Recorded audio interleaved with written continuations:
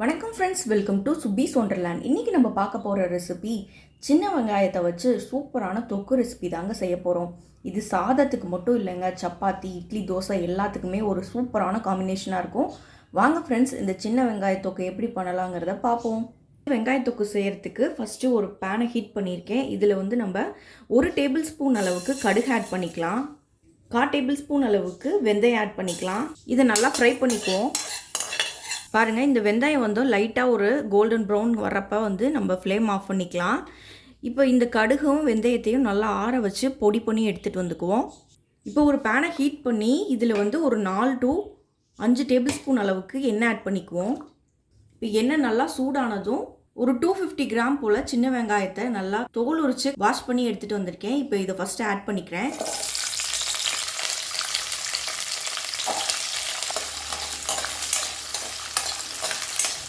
இதிலே 10 வரமிளகாய் ஆட் பண்ணிக்கிறேன்.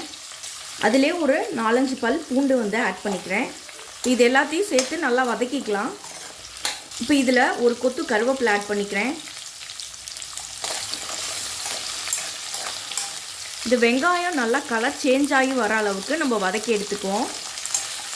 இப்போ பாருங்கள், எல்லாம் நல்லா வதங்கி வந்துருச்சு. இப்போ ஃப்ளேம் ஆஃப் பண்ணிக்கலாம். இப்போ இதை நல்லா ஆற வச்சு எடுத்துக்குவோம். இப்போ வதக்கின எல்லா பொருட்களையும் ஒரு மிக்சி ஜாரில் ஆட் பண்ணியிருக்கேன். இதில் தேவையான அளவு உப்பு ஆட் பண்ணிக்கலாம்.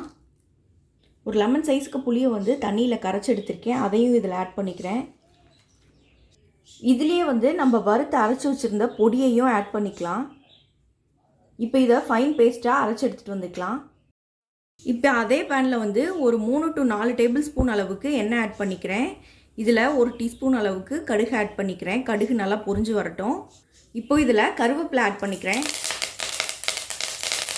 இப்போ நம்ம அரைச்சி வச்சுருந்த பேஸ்ட்டை இதில் ஆட் பண்ணிக்கலாம். இப்போ இதை நல்லா மிக்ஸ் பண்ணி விட்டுக்குவோம்.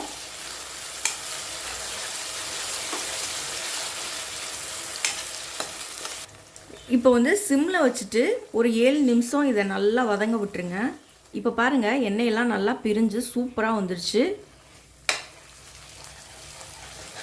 பாருங்கள், ஃபுல்லாக நல்லா கலர் சேஞ்ச் ஆகி வந்திருக்கு. இந்த சமயத்தில் நம்ம ஃப்ளேம் ஆஃப் பண்ணிக்கலாம்.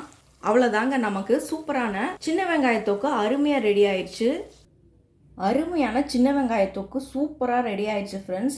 நீங்களும் இந்த ரெசிபியை ட்ரை பண்ணி பார்த்துட்டு உங்கள் கருத்துக்களை கமெண்ட் பாக்ஸில் தெரிவிங்க ஃப்ரெண்ட்ஸ். மீண்டும் இன்னொரு நல்ல ரெசிபியோடு உங்களை மீட் பண்ணுறேன். அதுவரை உங்களிடமிருந்து விடைபெறுவது சுப்பீஸ் ஒண்டர்லேண்ட். தேங்க்யூ.